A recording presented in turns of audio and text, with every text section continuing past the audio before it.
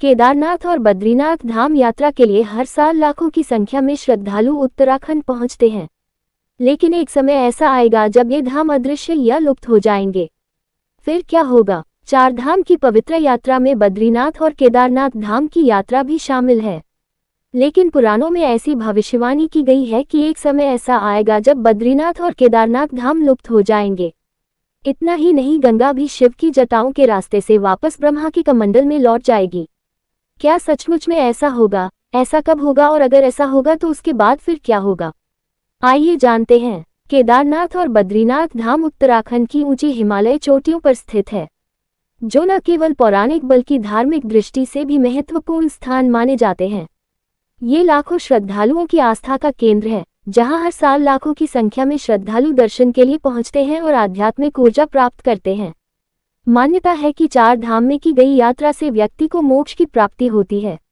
लेकिन पुराणों में तो केदारनाथ और बद्रीनाथ को लेकर आने वाले समय में बहुत ही हैरान कर देने वाली भविष्यवाणी की गई है, जिसके अनुसार ये दोनों धाम एक समय लुप्त हो जाएंगे और सामान्य लोगों का इन तीर्थ तक पहुंचना असंभव सा हो जाएगा। पुराणों में कहा गया है कि ऐसा तब होगा जब नर नारायण पर्वत आपस में मिल जाएंगे। स्कंद पुराण के श्लोक में वर्णन मिलता है कि बहुनी संति तीर्थानि दिव्य भूमि रसातले बद्री सदृश्य तीर्थ न भूतु न भविष्यति। अर्थ है, स्कंद पुराण के इस श्लोक के अनुसार बद्रीनाथ जैसा पवित्र तीर्थ और कहीं नहीं है।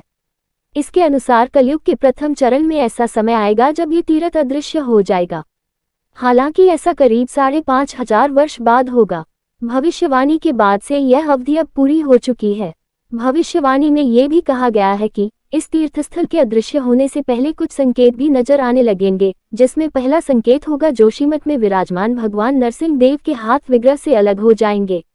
मंदिर के पुजारी भी बताते हैं कि पिछले कुछ सालों में भगवान की उंगलियां पतली होने लगी है। जब उंगलियां हाथ से अलग हो जाएगी तब बद्रीनाथ यह स्थान छोड़ देंगे और भविष्य में केदारनाथ और बद्रीनाथ के रास्ते हमेशा के लिए बंद हो जाएंगे। क्या होगा जब अदृश्य हो जाएंगे केदारनाथ और बद्रीनाथ धाम? केदारनाथ और बद्रीनाथ धाम के अदृश्य होने के बाद भविष्य केदार और भविष्य बद्री भक्तों का नया धाम होगा। भविष्य बद्री जोशीमठ से करीब 25 किलोमीटर की दूरी पर है। जब बद्रीनाथ धाम नहीं रहेगा तब भविष्य बद्री में विष्णु को नरसिंह रूप में पूजा जाएगा। वही भविष्य केदार भी जोशीमठ क्षेत्र में स्थित है। यहाँ एक शिवलिंग और माता पार्वती की प्रतिमा है।